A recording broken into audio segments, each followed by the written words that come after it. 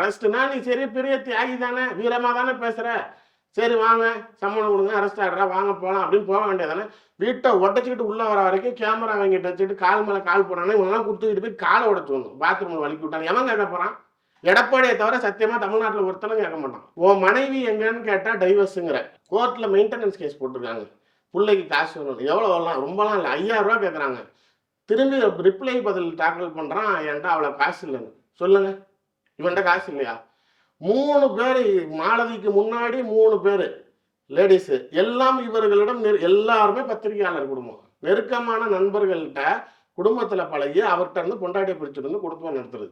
இது 4வது. இவரு இந்த அம்மா பொண்டாட்டியும் இந்த அம்மா புருஷனும் வந்து பத்திரிகையாளர் தான். நாளைக்கு அவ எவ்வளோ பெரிய பத்தினி அப்படின்னா, புருஷங்காரன் வந்து இவ நடத்த சரியில்லை தான் விரட்டி விடுறான்.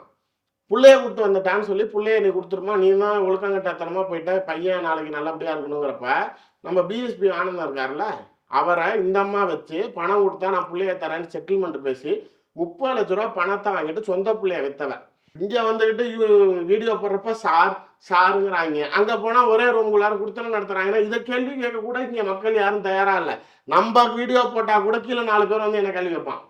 அவன் வீடியோ போடுறப்ப கீழே போடுறான், ஆஹா சவுக்கு சங்கர் ஆஹா. இப்போ இந்த திரும்பி இந்த போலீஸ் பண்றதுல பெரிய பிரச்சனை என்னன்னா, 2 லட்சம் வியூஸ் போயிட்டு இருந்துச்சு. இவங்க அரெஸ்ட் பண்றாங்க, அவன் திரும்பி வரான் 4 லட்சம் போகுது. திரும்பி அரெஸ்ட் பண்றாங்க, திரும்பி உள்ள வரான் 6 லட்சம் போகுது. இவங்க டெவலப் பண்ணி விட்டுக்கிட்டே இருக்கிறாங்க. அவன் என்ன சொல்ல வரான் நம்ம நாட்டுக்கு அப்படின்னு பாக்குறாங்க.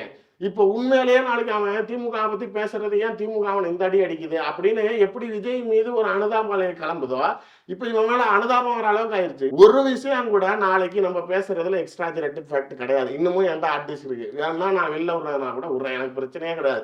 அந்த பிள்ளைங்களுக்கு பிரச்சனை வருமே தான் நான் எல்லாத்தையும் வச்சிருக்கிறேன்.